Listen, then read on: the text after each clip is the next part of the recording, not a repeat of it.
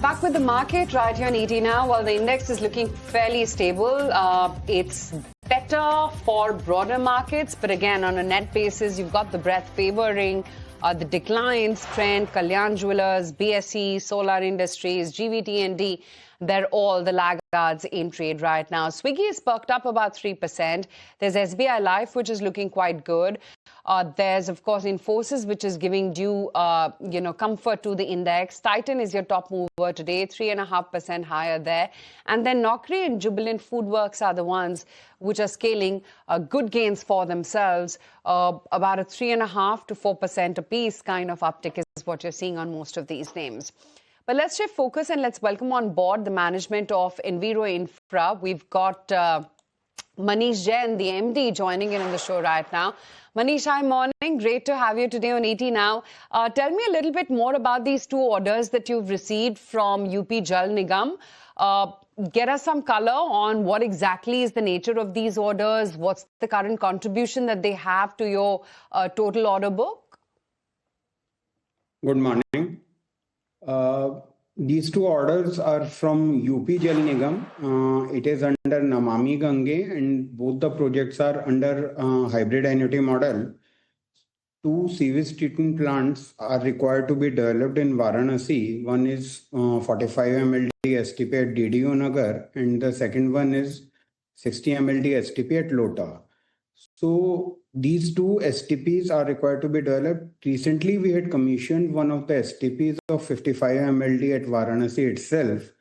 So these two projects are again coming up in Varanasi. The beauty of this project is that we are integrating the energy requirement, the power requirement with the renewable sources. A part of the energy is being taken up from the solar plant that we are deploying in this particular project, along with biogas generation that we are doing, which will be converted into electricity. So that is how we have proposed this project. So at the ultimate recurring level, when the plant will be commissioned, so the recurring cost will be low. The total project cost of these two is somewhere around 257 odd crores. The water and wastewater order book as on April when we were going ahead, it was 2,700 crore. So basically 200 crore gets added to this order book. So the total order book on the execution side goes to 2,900 crore. Definitely the first quarter order revenue what we will generate, so that will get reduced from the order book. So that is how it will add to the order book, and it is the start of first of the project in current financial year when we have got this out of our guidance of somewhere around 2,500 from the water and wastewater treatment projects. So this is the start of the fresh orders in the current financial year. Morning, Manish. Give us a sense of the total order book breakup. How much of it now is coming from Namami Gange itself? The Namami Gange order book as of now under execution will be somewhere around 700 to 800 crores. How do you see spending of government budget on Jal Jeevan Mission and Namami Gange going into the next 2-3 years? Namami Gange is a 100% centrally funded mission. So the entire fund, it is coming from the center through some tie-ups or directly from the central budget. So Namami Gange, two phases have been completed. The first phase was 20,000 odd crores, second was 11,500 odd crores, and then Namami Gange phase 3 has been rolled out. So the budgetary outlay for Namami Gange phase 3 is somewhere in the range of 15,000 crores. So the movement of projects across Namami Gange has been smooth and it continues to be good. Jal Jeevan Mission had some issues in the past 1.5 years, but now the scheme, the budgetary outlay, what was required to be increased, the same has been done from the central side as well. So that says the schemes are moving smoothly now. JJM, there was some gap in the initial years, but now there is a movement which is normal.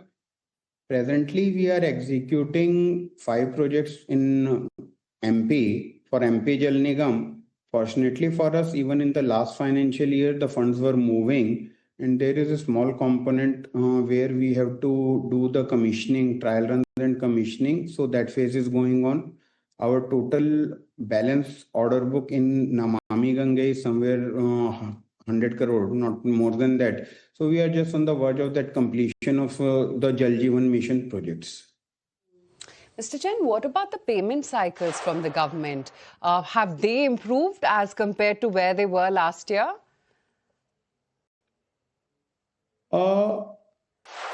First of all, let me clarify. In case of Namami Gange, there is no challenge with respect to the release of funds. JJM, since we were doing in MP and the funds were moving smoothly, so that was also clear. Amrut projects were moving smooth. However, in the month of February, March, some procedural delays, so the funds could not be eased out. Presently, the situation has got eased out to a certain extent, and we look forward to getting this liquidity to get eased further as well. Mr. Jain, the UP elections are expected early next year. Do you expect a slew of order tenders coming in before the elections? Yeah, definitely. A number of projects are already lined up, both under Namami Gange as well as Amrut. So we can look forward to a number of projects available for bidding in UP itself. Is there a tender amount that's in play here? Somewhere around 15 to 20,000 odd crore projects are moving under Amrut and Namami Gange combined. So we can look forward to some really good projects from UP Jal Nigam itself. And these projects which are coming to you, what kind of EBITDA margins are you looking at in these projects? In case of wastewater treatment plants, we'll always look forward to EBITDA margin in the range of 22 to 24%. For current financial year only, we have reduced our guidance to 21-22% to take care of the cost which got increased because of the war. Other way around, we always look forward to that EBITDA margin in the range of somewhere around 22 to 24%. Since many of these projects now have a renewable component part of it or the power side part of it, how does it improve your margins in in any way? Rather, we will say it is a blending. The renewable part is added on our own to reduce on the life cycle cost. So the recurring cost is where we try to control so that the ultimate costings while we are running and maintaining the plant. So that is beneficial to our end client as well. So that is how we try to move on, and there's a slight higher capex which is done, but on the OPEX side, the cost goes low. So ultimately, at the end of the day, combining capex and OPEX, the margins remain to be good. Finally, if you can give us you gave us a sense of the kind of tender pipeline which is there, 15 to 20,000 odd crores. What has been your success rates there? In the last year, our success rate has been in the range of somewhere around 20 to 25%. We look forward to somewhere around 15 to 20% to be the success rate. And we look forward to some good projects where a value addition like we have done in these two projects. We will always look forward to some projects where we can add values to it. There can be some new, renewable component which we can add to it, or it can be a higher capacity or a higher value project. This is how we will keep on moving in the water and wastewater treatment segment.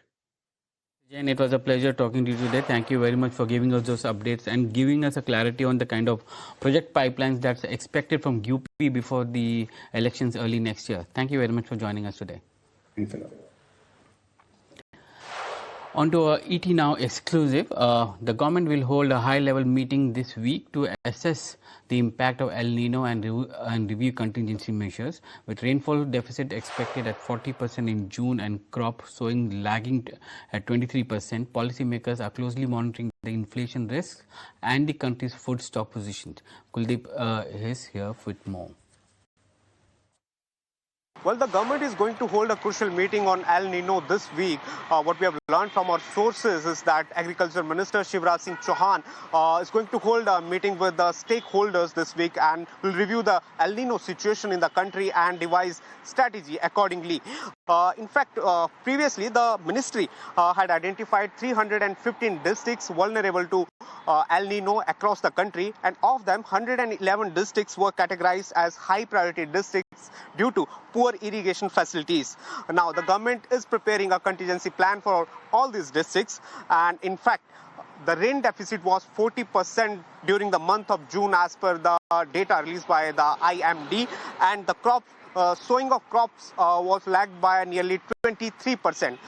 Now, the important to note here is that this monsoon rainfall deficit could lead to high inflation. In fact, the prices of tomato have been risen by nearly 25% due to the monsoon, and onion prices have also increased by nearly 4%. In fact, the overall inflation was at 4.8%. However, this figure is for the month of May, and the figure for month of June will be released by the MOSPI on July 12th. Now, the government has maintained that they have enough food grain stock in the country, and El Nino may not have huge impact on food inflation. In fact, as per the FCI data, the total food grain stock as of June 1st is 93 million ton. During the meeting, there are all of these aspects of the El Nino, of this crisis, will be reviewed by the minister, and a strategy will be devised accordingly if needed. Well, 24,500 here now on the Nifty spot. So after what looked like a quiet start, we finally picked up in trade, and IT is the one as a sector which is powering up ahead after yesterday's little bit of a break. Look at Infosys now, that's scaling higher by 3%. TCS is up 2.25%. There's Naukri, which is also looking very smart. And then, of course, it's the entire consumption gamut. Jubilant FoodWorks up 3.5%, Swiggy up 3.25%, and Titan holding up 2.7%. Since we are talking about IT as well, TCS is all set to kick off Q1 earnings season with weak expectations in store. The tech major is likely to report its lowest Q1 EBIT margin in about 11 quarters, though that's already in the price for sure. The commentary on BFSI demand, margins and BSNL project are now where the street is going to make up its mind as to what the next trajectory is going to be. But Darshita is here to tell us more about what the ET Now poll is penciling in. Right, TCS is expected to kick off the IT earnings season on July 9, and while the revenue is expected to remain broadly stable, the spotlight will be on the management commentary rather than the headline numbers. Street estimates suggest that the dollar revenue could remain largely flat sequentially at around $7.6 billion, while the rupee revenue is expected to rise nearly 2% QOQ, aided by currency tailwinds. However, the profitability is likely to come under pressure. EBIT margin is estimated at around 23.9%, which is down 141 basis points sequentially, largely due to the annual wage hikes. Now, if the margins come in around these levels, it would mark TCS weakest first quarter margin in nearly 11 quarters post Q1 FY24. Also, the PAT is expected to decline by about 3% sequentially. Now, beyond the numbers, the investors will closely track whether management optimism on FY27 is beginning to reflect in the business performance. Constant currency revenue growth is expected to be in the range of flat to 0.3%, suggesting demand remains stable but not yet robust. Another key metric will be total contract value, which is expected to come in around $9 billion to $11 billion. Now, a strong deal pipeline would reinforce the confidence in the medium-term growth outlook. Management commentary on the macro environment, particularly in the BFSI segment, discretionary spending trends and international demand will be critical. Investors will also watch for updates on the TCS AI business after the company reported the AI revenue run rate of $2.3 billion in the last quarter. While the wage hikes are expected to weigh on the margins this quarter, continued investments into the AI capabilities and AI-led pricing pressure remain the additional headwind. So overall, this quarter is less about the headline earnings and more whether the early signs of the FY27 recovery stage are beginning to engage. Okay, that's TCS and Infosys lifting the Nifty higher, now back at that 24,500 mark. But let's tell you what else is making headlines. And Trump also said that he expects to host Chinese President Xi Jinping in the United States and on September 24th alongside the UN General Assembly. If confirmed, the meeting would come after the leaders' summit in Beijing earlier this year amid the ongoing trade and geopolitical tensions. Also, Microsoft has laid off around 6,400 jobs as a part of restructuring. Microsoft says that the move is aimed at positioning Xbox for long-term success, adding that the eliminated roles are not being replaced by AI and that more organizational changes are likely ahead. Also, Samsung has reported a record prelim second quarter operating profit of 89.4 trillion won, nearly doubling sequentially and far exceeding last year's levels. However, the stock fell nearly 6% after the results, with investors focusing on one-off gains and labor-related costs. Also, MSCI has proposed easing its eligibility norms for index inclusion by shortening the monitoring period for stocks placed under the ASM. If approved, the change could allow more Indian stocks to qualify for the MSCI Standard Index. And Prime Minister Modi is on a three-nation tour covering Indonesia, Australia and New Zealand with a strong focus on strengthening India's Indo-Pacific strategy, defense cooperation, critical minerals, trade, digital partnerships and strategic ties are expected to dominate the discussions. And FIFA has rejected Belgium's challenge over Folarin Balogun's eligibility after suspending its one-match World Cup ban. The decision came after Trump welcomed the review, calling it brilliant. FIFA insists its judicial process was independent. Also, Spain are through to the FIFA final World Cup quarterfinals, that is, after Mikel Merino scored a dramatic 91st minute winner to beat Portugal 1-0. The defeat also marked the end of Cristiano Ronaldo's World Cup career, with the 41-year-old having confirmed before the match that this would be his final appearance at the tournament. And with that, we'll wind it up right here on this edition of The Market. Thanks very much for watching.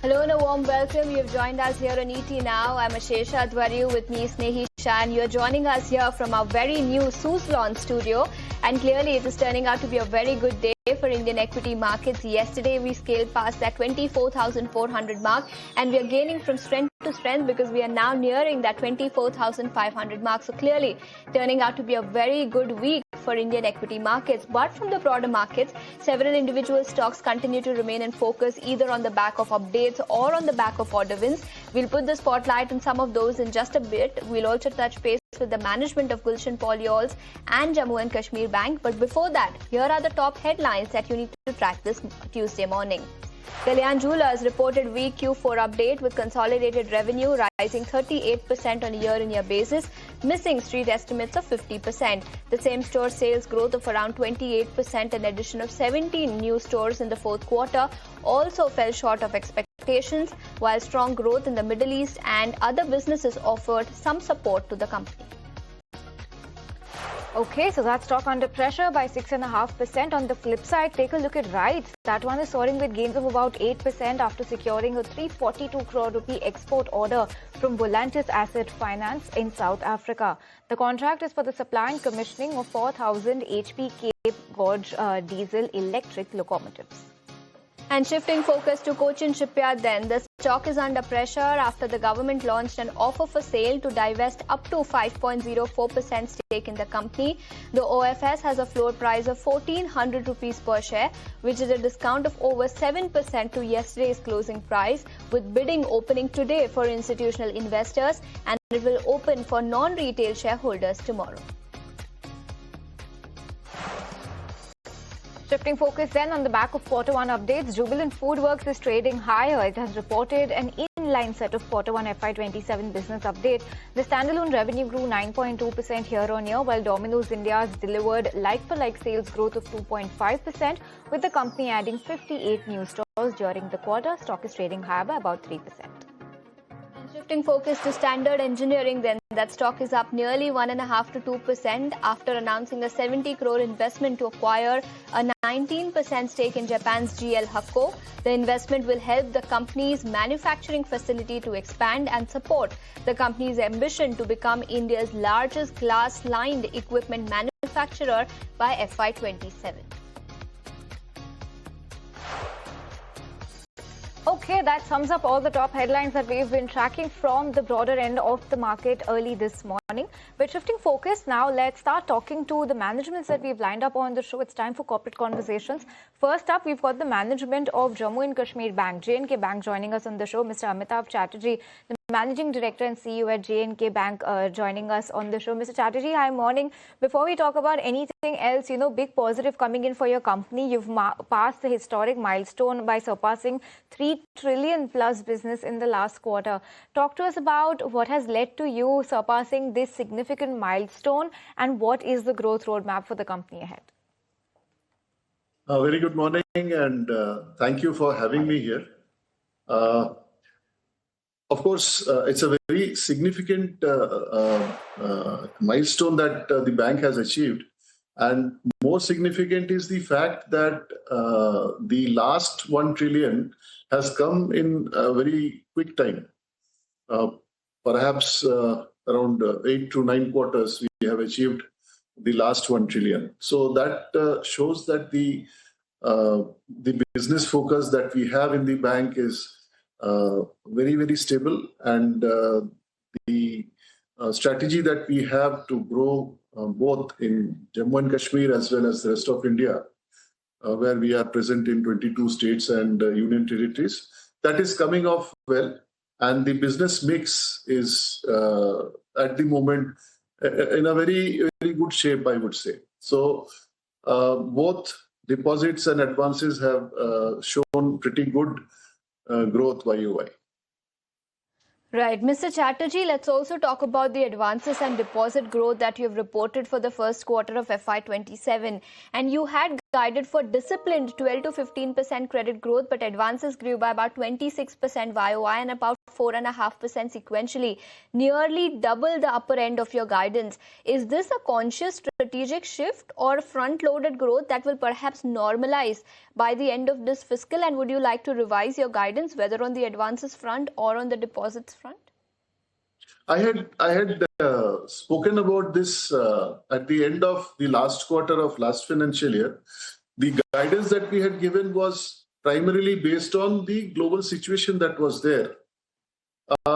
We actually started a very strong business journey last financial year, and I would say that it has continued for this financial year as well. And definitely, I had also said that I would like to revise my guidance. So now I believe that more than 15% YOY growth in advances is something which is definitely on the cards. And in deposits, I would like to have a growth plus 12% for the year. So that is what I believe is now very much possible, since the business scenario in Jammu and Kashmir has improved a lot compared to last year. Last year was very, very difficult since almost more than 60% business of our bank is in Jammu and Kashmir, and last year was very tough. In spite of that, we had a fair bit of growth even in Jammu and Kashmir, and a major part of the growth had come from rest of India. This year, the business scenario in Jammu and Kashmir is much better than last year. The tourism has picked up, horticulture is likely to pick up, our retail and agri growth has picked up already, and MSME also. So I believe that plus 15%, maybe 17 to 18% growth is something which is very much on the cards this year. Okay, so those are some of the growth metrics that you're penciling in for your advances and deposits, Mr. Chatterjee. What about CASA recovery? You had called CASA recovery the biggest watch point for FY27, but 1 quarter in, CASA ratio has fallen to 42%. It's been a cut of about 350 points on a sequential basis and year on year. How do we read into this? What's the outlook on CASA recovery? what is happening in the industry at the moment is a very strong shift from the depositors, shift from CASA to fixed deposits as well as mutual funds and capital markets. So that is an industry phenomena. While we started a very strong campaign last quarter of last financial year, which is continuing, and if you look at the quantum of CASA that has improved YOY, that is almost 7.5%. I believe that we will be able to, the ratio has gone down because the fixed deposits grew by almost 20%. So that is, of course, that is not specific to J&K Bank. That's an industry phenomena at the moment. In fact, if you consider the overall deposit growth, we have done pretty well, better than many banks, I would say. But then the focus on CASA is still there, and we have an advantage. A very, very loyal deposit franchisee and CASA franchisee in Jammu and Kashmir, which we have already started leveraging. I believe that going forward in the second quarter, or maybe by the end of third quarter, you will notice a definite upward shift towards the CASA ratio. Understood. So that's the view coming in with respect to CASA. But Mr. Chatterjee, also wanted your thoughts on the trajectory that we are likely to see for net interest margins going forward, given the macro environment that we are in currently. What will the trend look like for the rest of this year? See, this year, definitely, since our focus is more on retail this time, and the business in Jammu and Kashmir is almost normal. So I am very sure that the NIM will be on the upward trajectory for this year. Although there is a pressure on the cost of deposits and the CASA ratio, but still the CASA ratio remaining above 42%, I believe that the net interest margin will be somewhere around 3.7 to 3.8. And Mr. Chatterjee, you had said earlier that benign credit costs and high PCR should remain your profitability cushions going ahead. Are you comfortable on both those metrics? Yes, the credit portfolio remains very, very stable and very, in fact, I don't see any stress in any of the segments that we have at the moment. And recovery and improvement in the overall NPA position continues. You will notice while going forward this year, we will further, and we have a guidance for reducing the NPA further. So it is going to reduce, because even in the first quarter, I have not seen any kind of major slippages or any kind of stress in any of the segments. Mr. Chatterjee, you did talk about the fact that you've crossed that 3 trillion business mark at the start of the interview, and now the target is 5 trillion by 2030. Is it on track, and are you expecting that target to be achieved much before the 2030 guidelines that you had earlier shared with your investors? Absolutely. You have hit the nail. It is definitely going to come much before 2030. How much before that, at the moment, I'm not in a position to tell you, but this will happen much before 2030. That I'm sure of. Okay, Mr. Chatterjee, that sounds really good. In fact, that's what we wanted to hear. So on that note, we'll wind up this conversation on that positive note. Thank you so much for your time. So yes, the Vision 2030 may well be achieved before 2030. That is the word coming in from the management of J&K Bank, along with the guidance, and NIMs will be in the range of 3.7 to 3.8 for FY27, and deposit growth will be around 12%, advances to grow 15% for FY27. Sounding good there, Mr. Chatterjee. Thank you so much for your time today. Thank you. Thank you very much. Thank you.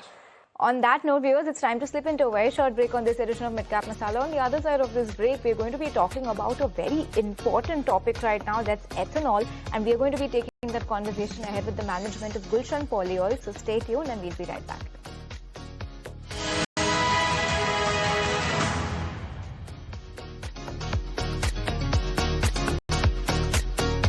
To Midcap Masala right here on ET Now, and as promised, let's put the spotlight on India's ethanol ecosystem then. And Gulshan Polyols, that is one counter which is in focus. Remember, this company generates significant portion of its revenue from manufacturing ethanol. And there has been a lot of buzz of late around ethanol. So let's discuss that and the company's prospects going forward. Aditi Pasari, joint MD at Gulshan Polyols, is now joining us. Aditi, good morning. Ashesha this side, and thanks for taking your time out and joining us here on ET Now. First up, let's talk about the latest developments on the industry. And there has been a lot of buzz around ethanol blending and the fact that it is leading to stalled engines and falling mileage. Although the government has clarified that E20 blending is absolutely safe for your engines, your thoughts on the entire debate that is taking place in the industry? Hi, good morning. Thanks a lot for having us here. From my personal experience, I have been actually talking a lot about it on social media and on many other platforms, that the blending has been happening steadily from the past over the last 2 to 3 years. It is not that suddenly we are blending 20% ethanol into petrol. And we are all running cars, and I can give you from my personal experience that at least any of our cars have not rushed to the workshop because of engine issue, because of mixing of ethanol. It has gone to workshop for other reasons, but not because of any engine issue. So definitely this is all a myth which needs to be busted. And blended petrol is absolutely safe. It has already been proved by the automobile industry, by the government, by Niti Aayog, that it does not cause any damage to engines. Up to E25, E30, already BIS standards have been approved for blending up to E25, E27, E30. E20 is only the first milestone which has already been achieved. We are already proceeding towards higher blending. E25, E27, E30 will be the next target up in the next 5 years. The industry is very, very ready. We have enough surplus food grain in the country. BIS standards have been set. Automobile industry is ready. So ethanol push is very much on the cards. Okay, that sounds really optimistic and sounds good in terms of the plans that you've set for yourself. Aditi, hi, good morning. Good to be speaking with you. Let's talk about the recent order win for the company. You've recently got allocated an order of country liquor of 103.6 lakhs proof liters from Excise Department, Madhya Pradesh. What is the total value of this order? Can you help us with the number here? So it is going to be about 70 to 80 crores in the whole year. It's going to give us a top line of about 70 crores in the whole year. The entire 80 crores be monetized this year itself in FY27, because I believe it is for FY26, FY27, right? Yes, that's right. Okay, and any other order wins that are likely from Excise Department of Madhya Pradesh or any other Excise Department for that matter across the country? Any other major order wins that are in the pipeline? No, for country liquor, this is once a year tender which comes up. So this is for this current financial year. Okay, so that sounds good, and that's on the timeline over there. Can you tell us if you are on track for your FY27 guidance? From what I understand, the revenue guidance was between 26 and 2800 crore rupees, EBITDA margins between 10 and 12%, and PAT margin of 5 to 6%. Given that we're already 1 quarter down into the financial year, do you see yourself on track to achieve these numbers? Yes, absolutely. We are looking at achieving these current numbers, and out of which about 17 to 1800 crores will come from the ethanol division. We are expecting about 800 crores to come from the grain processing division and about 100 crores to come from the mineral processing. And 10 to 11% EBITDA is very much achievable in this year. And similarly, the PAT margins as guided are very much achievable. Okay, Aditi, also wanted your thoughts on the order book position when it comes to ethanol, because at the end of last quarter, on the 22nd of May, when you conducted your con call after the 4th quarter results, you did tell your investors that the ethanol order book stands at about 18 crore liters. What is the order book position now? Has there been any major order wins during the intervening period of the last 1.5 months? Yes, we have received some additional orders. So our current order book stands at 19 crore liter, which is equivalent to 1600 of revenue. And we are expecting by the end of this financial year to reach about 21 to 22 crore liter. Okay, those are some numbers that we're looking at right now. Aditi, help us understand, around 40% feedstock sourced through FCI rice at fixed prices as we speak. Are FCI rice prices at a significant discount to market price? And if yes, is there a risk that the government stops supplying rice at fixed prices, and then what happens to your business? See, government is sitting on surplus food FCI stocks, and ethanol industry is the best taker for those excess stocks. In fact, government is having warehousing issues for surplus rice. So it has already declared 90 million tons in the next tender year, which is going to start from November to October. So at least for next couple of years, we are very confident that we are very secure as far as the FCI rice is concerned. The availability of FCI rice to the ethanol industry is very much secure for next couple of years. And until that is happening, the entire ecosystem of the other feedstock, which is maize and damaged food grains, is very much under control, and the availability is very much there. Okay, and FCI rice, is that at a significant discount as compared to retail rice prices? And what is the discount if the answer is yes? It's about at 5 to 7 rupees discount.